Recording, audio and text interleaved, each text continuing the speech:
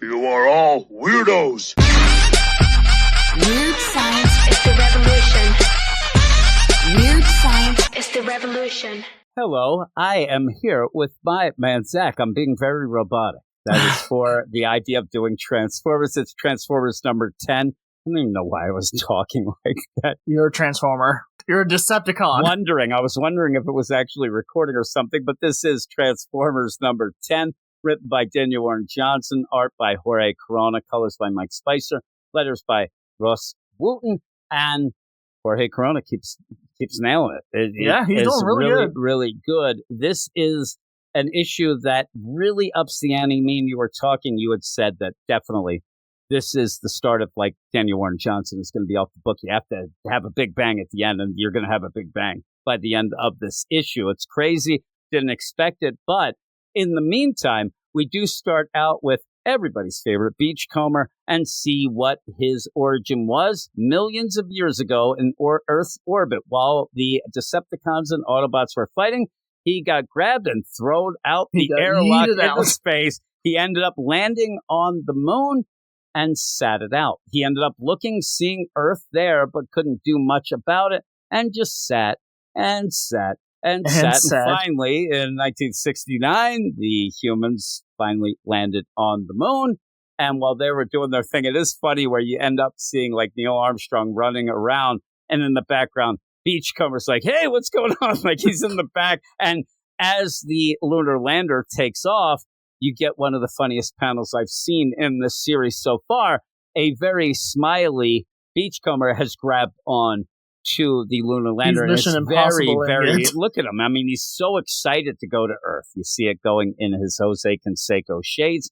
They end up landing, and he kind of cuts loose on his own and actually realizes that, you know what? This planet is pretty cool. Like, he's jumping around. He's doing all this stuff going. And then he finds the Ark. I mean, all this, it seems like he's just really loving Earth and wildlife. He's very calm. He seems to be very much happy. He finds the Ark, goes in, and that's where when we began the series, that's what we saw. The destroyed Ark, destroyed during when Beachcomber got ejected out and put on the moon. And he sees all of the Decepticons and the Autobots. He hits the controls, and it says, begin repairs, yes or no? And Beachcomber decides not to do it. And this could have averted a lot of things. It could have given, like, a lot of things not happen then, but he decided not to. And it's kind of that message type deal. They were just going to fight, right? They were just going to end up fighting. So he's like, if I woke them up, they just go right back to fighting, and they destroy this world. And they destroy Earth, and Beachcomber really, really likes it here. He thinks it's great. He's having fun. He's one with nature. He's Ace Ventura. I'm telling you, he's like walking through like Ace Ventura, or even like Snow White, where birds are landing on him and stuff. It's so crazy. And also seemed to have taken a bunch of Energon. That might have, stopped a lot of craziness, too. They were all dead. Yeah, he's like, oh, Energon, I'll take that. Never thinking that somehow they would go and, start up themselves and whatnot. Could have saved old Bumblebee. That's one of the worst of them. But he's telling that to Spike. And, and this has been a long time. And you end up saying, well, have you been alone? And he's like, no, not alone. And that's where you see he's got all of the animals. They love him. He likes it. And then you pan out and you go, oh, I forgot Astro Train was there. And he is all tied up in these rusted old chains and stuff like that, talking crap the whole time. He just is talking crap and says, untie me, I'm going to kill you. And even then when he's like, untie me, Beachcomber, if I untied you, you're going to kill me. And he's like, yeah, I probably will. Slowly. But then he says, hey, you want some of this cool Energon? It's almost like an energy drink, the way he's giving it. Like, hey, bro, you want some Energon? I got plenty. And like, you're pretty cool if you did. Yeah, exactly. And he's like, no. And actually, too, he's like, I can't untie you. You'd kill me. He's like, yeah, and I do it slowly. Like, he's not, pleading his case very well. But all of this even involves, like, the idea of, like, wait till Shockwave hears this. Wait till Soundwave. And when Shockwave gets meant, like, everybody knows Shockwave. It comes up a couple times of Shockwave just being bad. He is not good. He likes to torture Autobots. He does all these extreme things. In the meantime, he walks into this repair area and sees Soundwave fixing up Ravage. And he says, what are you doing? He's like, oh, I want to fix up Ravage. He's like, give me that. You don't need this nonsense. Like, you're attached to these stupid things. And then has the weirdest turnabout weird deal because he says he's getting Ravage. That's kind of a dog. He's about to throw him in the incinerator. He's going to throw him in the incinerator and says that we will be able to build a better thing, a more strong thing. We don't need these nonsense deal. And then stops because he sees something. It's like, oh my goodness, Soundwave, follow me. And you don't know what he's talking about, but he runs off like in glee. Like he's like, oh my God, it's like Christmas morning. He's running out to the living room to see what he got. And he ends up jumping into the water out there and seeing all these big giant whales and fish and manta rays. And he's like, isn't it beautiful? The things on this planet. I'm like, what the hell just so happened? random. What is going on? It's because they needed to get them there, these animals, because it's going to fuel the engine of the gate that's going to connect them back to Cybertron, and they just horrifically kill all these animals. Just murder all these. I mean, just completely murder these animals. They're all getting sucked into the gate and just getting eviscerated. It is so bad. It's really, really bad. Well, then we go back to the Autobots, and you have Elita 1, you have RC, you have obviously Optimus Prime, but they're talking about the lay of the land here, and oh my God, and in one, you ended up living. Oh my God, you did that. Yeah, no thanks to you, you stupid jerk. And you end up having, Optimus Prime's like, what could I do? Like, she's blaming him for all the Autobots and everything, and she's like, we got to get back and save Cybertron, and all of our brethren are just done, and we got to do this. Optimus Prime's like, look, I don't know what you want me to do. Plus, we just woke up. It's been a million years. Yeah. And he even says at one point, like, I wasn't around because I was trapped. fighting. I was fighting Decepticons, and I was doing all that. Beachcomber didn't wake me up, yeah, damn it. she doesn't care. And she's like, oh, this is the worst. You were like, in oh, paradise. God. Yeah, because the planet looks nice. But they end up where they're doing all that, and that's where RC realizes, oh, my God, this bucket of bolts here is Ultra Magnus. Holy crap.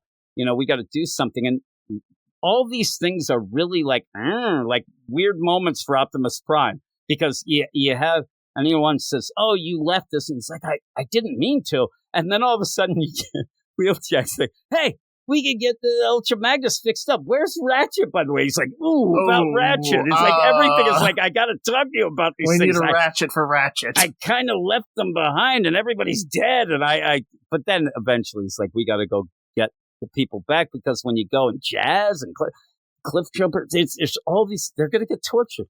And Shockwave is very happy to do the torturing. He's going to get medieval on their robot asses, and it's so bad that Soundwave has to take Thundercracker and like, we don't want to stay here. Like, this is going to get really, really nasty.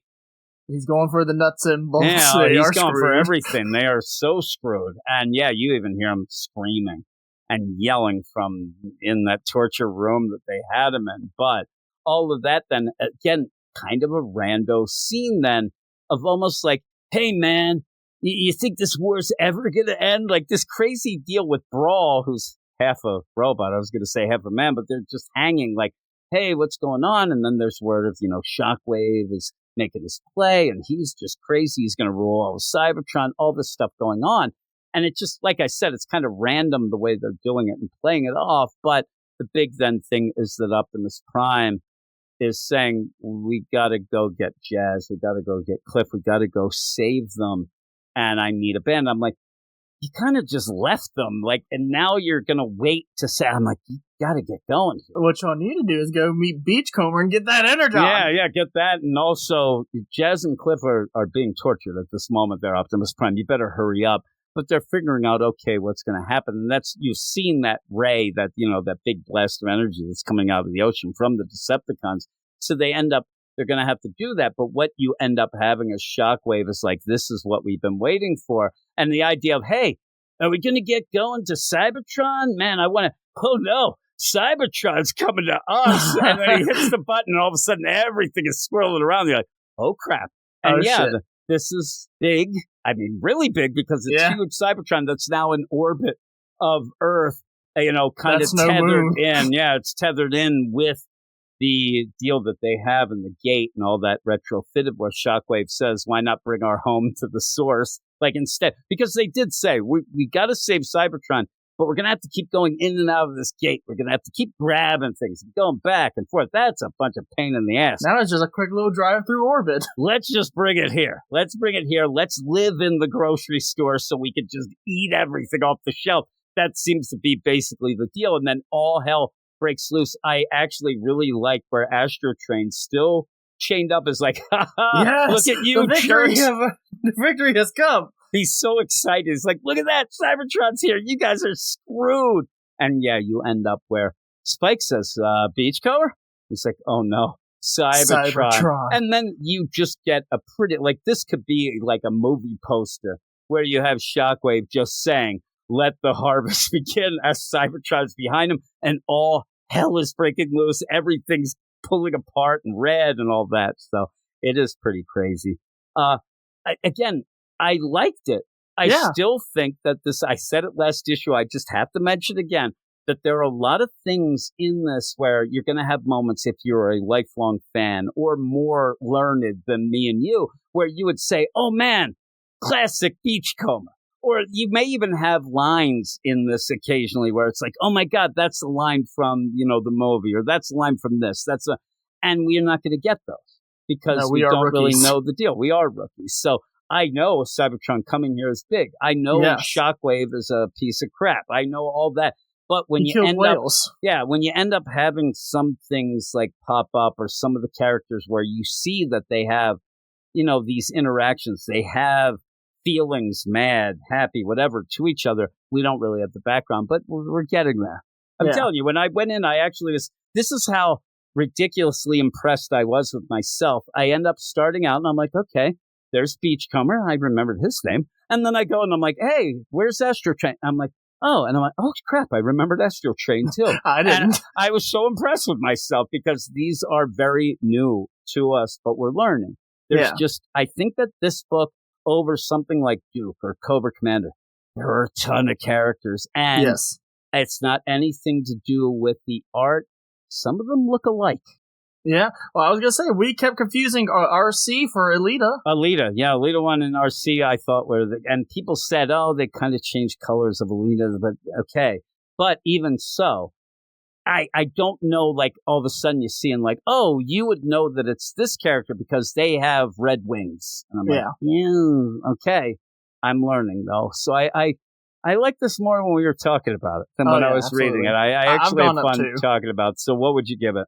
I'm going to give it a 7 out of 10. So there's some good things in here that I enjoy. I do like that we're finally ramping up the stakes towards the end where it's like, oh, Cybertron is here. We know that the Autobots got to come together and repel the forces of Cybertron, who are mostly the Decepticons at this point. And there's some really cool stuff. To me, the low points are just when, like, we're so scatterbrained right now. We got characters all over the place. I'm still trying to learn some characters' names. And then, you also have, like, for instance, like, I was a huge fan of Lita, like you said, when she was being a real, what? Yeah, she was being Optimus. a bee. So it's just like, she's supposed to be, like, this cool, badass character who showed up, and it's like, well, I don't really like her now, because, she just showed up and just started being like, where are y'all? And it's like, we've been dead. We just woke up, like, a month ago. We were fighting, some of the major Decepticons, and stuff didn't go well for either side, but I'll tell you, though, I like Beachcomber now. Yeah, Beachcomber. I actually really cool. like him, and he has those Jose Canseco shades that I'll never not know it's him. I'll know it's him I'm gonna all call along. Him Man. Yeah, he's pretty cool. But yeah, I think I'm going to go 8 out of 10, actually. Okay, like, crazy sweet. enough. I think I was like a 7 going in, but when we talked about it, I had enough fun that I'll give it an 8 out of 10. I was a 6.5, but I did go up to a 7 because I had a lot of fun talking about it. Yeah, I had fun. So You are all weirdos. Weird science is the revolution. Weird science is the revolution.